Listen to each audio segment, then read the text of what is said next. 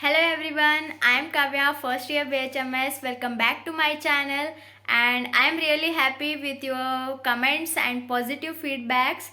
So today I am going to start the ventricles of the brain, and it is the first video on the third ventricle, and I am going to post the lateral ventricle and the fourth ventricle video within few days, and I have given the notes on my Instagram account. Now let's start the third ventricle. So let's begin. Whenever question comes on the ventricles in the university exam, so we have to write the features and communications and boundaries. That's it. So today we will study about the third ventricle and its feature, its communications and its boundaries. तो पहले हम जानेंगे कि third ventricle बनाते कैसे हैं.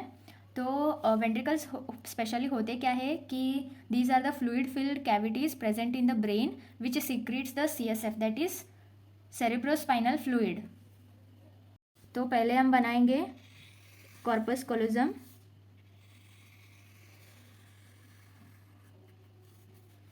फिर ए है सेप्टम पेलुसिडम,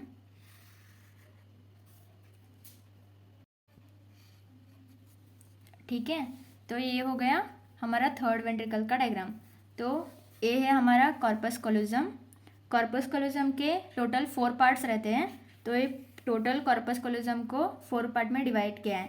फर्स्ट वन, तो ये हो गए 4 parts of corpus callosum, that is rostrum, genu, then body of the corpus callosum, then ये हो गया splenium, then this is the thalamus. तो पहले तो आपको ये डायग्राम निकालना बहुत ज़रूरी है. तो अभी इस डायग्राम में जितना पार्ट चाहिए बस उतना ही करो, एक्स्ट्रा कुछ भी मत करो. तो पहले देखेंगे कि कॉर्पस कोलोजम तो करना ही पड़ेगा. उसके बाद सेप्टम पेलुसिडम, सेप्टम पेलुसिडम के नीचे fornix, this is the fornix, then tela choroidea, then thalamus, और आगे optic chiasma, then infundibulum, pituitary gland, then mammillary body, then posterior perforated substance, then this is the midbrain, pons, medulla oblongata, बस.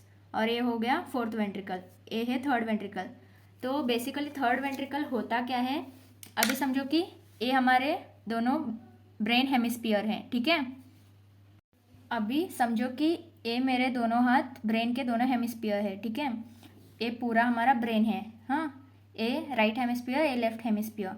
तो ये दोनों कैसे जुड़े हुए हैं, कॉर्पस कोलोजम. तो ये हो गया हमारा कॉर्पस कोलोजम, दोनों अटैच करा है दोनों को. तो कॉर्पस कोलोजम के नीचे क्या रहता है, सेप्टम पेलुसिडम. तो सेप्टम पेलुसिडम के अंदर जो रहता है वो रहता है हमारा लैटरल वेंट्रिकल. तो दोनों लैटरल वेंट्रिकल, इधर एक और इधर एक. तो ये दोनों लैटरल वेंट्रिकल को जो जोड़ता है वो बनता है हमारा थर्ड वेंट्रिकल. तो थर्ड वेंट्रिकल रहता है इधर बीच में, ठीक है. तो अभी ये थर्ड वेंट्रिकल को हम कैसे डिफाइन करेंगे. Third ventricle, it is a median cleft, it is a median cleft between 2 थैलामाई, ठीक है. तो इधर एक थैलामस और इधर एक थैलामस, दोनों थैलामस के बीच में जो मीडियन क्लेफ्ट है वो बनता है हमारा थर्ड वेंट्रिकल विच कनेक्ट्स बोथ लैटरल वेंट्रिकल्स. तो सेप्टम पेलुसिडम के अंदर हमारा लैटरल वेंट्रिकल्स रहते हैं. तो ये दोनों लैटरल वेंट्रिकल को जोड़ने वाला हमारा थर्ड वेंट्रिकल, और थर्ड वेंट्रिकल नीचे जाके which also connects with fourth ventricle. तो इधर आप देख सकते हो this is one thalamus, one side of thalamus. तो अदर साइड वाला थैलामस भी इधर ही रहेगा, और इनके बीच में जो क्लेफ्ट है मीडियन क्लेफ्ट वो बनाएगा हमारा third ventricle. So this is the third ventricle, और ये आगे जाके ऐसे कंटिन्यू होके बनेगा fourth ventricle.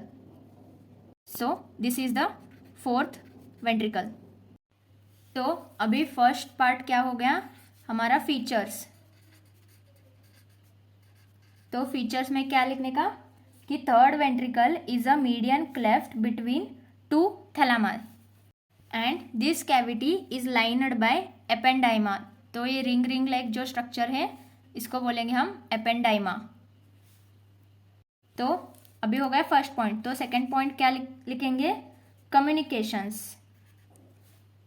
So in communications we have to write 2 points, that is third ventricle anterosuperiorly, that is here, anterosuperiorly on each side it communicates with lateral ventricle through interventricular foramina. तो मैंने बताया कि अभी समझो कि ये हमारे दोनों हेमिस्फीयर है और बीच में थर्ड वेंट्रिकल है। तो थर्ड वेंट्रिकल दोनों लैटरल वेंट्रिकल से कैसे कनेक्ट करेगा? Through foramina Monro, that is interventricular foramina. तो जैसे कि मैंने आपको बताया, अभी समझो ये हमारे दोनों हेमिस्फीयर है, तो अभी इधर बीच में है हमारा थर्ड वेंट्रिकल। तो थर्ड वेंट्रिकल दोनों लैटरल वेंट्रिकल से antero superiorly, that is here, antero superiorly it communicates with the both lateral ventricles, that is here, both lateral ventricles through interventricular foramen or foramen of Monro. Then posterior inferiorly, that is here, अभी ये हमारा third ventricle है, this is our third ventricle. Antero superiorly it communicates with both lateral ventricles through interventricular foramina or foramen of Monro, and posterior inferiorly, that is here, this is posterior and inferior, so posterior inferiorly it communicates with fourth ventricle through cerebral aqueduct. तो ये जो इधर से इधर तक है इसको cerebral aqueduct बोलते हैं. तो अभी हमारे हो गए 2 points, that is features and communications. Communications that is anterosuperiorly it communicates with both lateral ventricle through interventricular foramina और foramen of Monro, and posteroinferiorly it communicates with fourth ventricle through cerebral aqueduct. तो अभी हमारा third point क्या है? Boundaries. तो boundaries में हमको लिखना क्या है? Anterior wall, posterior wall, lateral wall, then roof and floor, that's it. तो पहले हम देखेंगे एंटीरियर वॉल. एंटीरियर वॉल में क्या क्या रहता है? First it is lamina terminalis. Lamina terminalis होता क्या है? It is the continuation of the rostrum. Rostrum it is a part of a corpus callosum. So lamina terminalis, that is this part, it is the continuation of the rostrum of the corpus callosum. So it is a anterior relation of third ventricle. Okay, first one it is lamina terminalis. Then second one anterior commissure.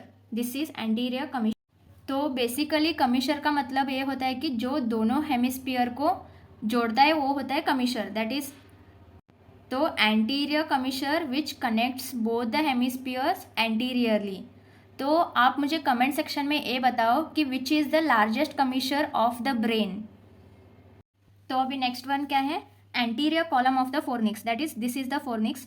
Fornix it is basically a ना a ऐसा होता है, तो पीछे से ए ऐसा आता है और आगे जाके ऐसा दो पार्ट्स में डिवाइड हो जाता है.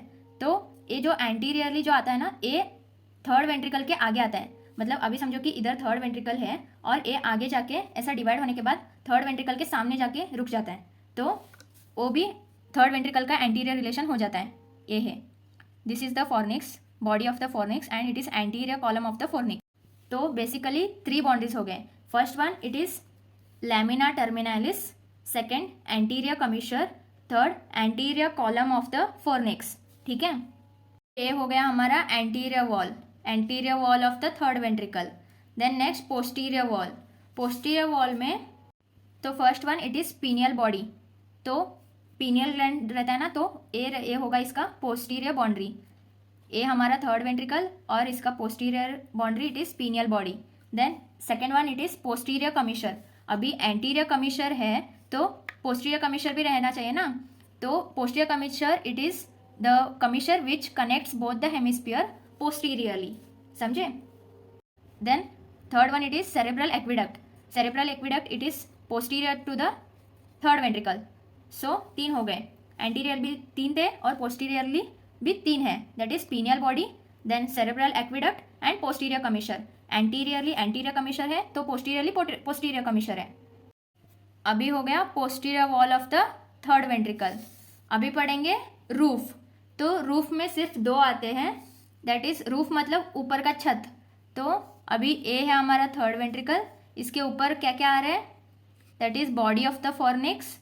देन ये जो रिंग बना है ना, दैट इज एपेंडाइमा. ये दोनों हो गए इसके roof. Ependyma lining under the surface of the tela choroidea of the third ventricle, that is this part it is called tela choroidea of the third ventricle. तो इस टेलाकॉर्डी में कोराइडल फ्लेक्सस रहते हैं जो सीक्रेट करते हैं हमारा CSF।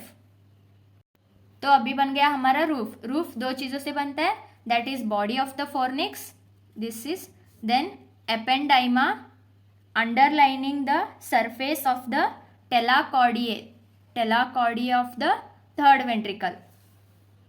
तो नेक्स्ट देखेंगे हम फ्लोर। तो फ्लोर में फर्स्ट जो आता है वो है optic chiasma. So this is optic chiasma, ये आता है floor, first one optic chiasma. Next optic recess, optic chiasma के पीछे जो है ना ये है ऑप्टिक रिसेस। बेसिकली रिसेस का मीनिंग होता है एक्सटेंशन, तो ये थर्ड वेंट्रिकल का एक्सटेंशन जो ऑप्टिक चाज्मा के पास है इसको बोलते हैं optic recess. Next it is infundibulum.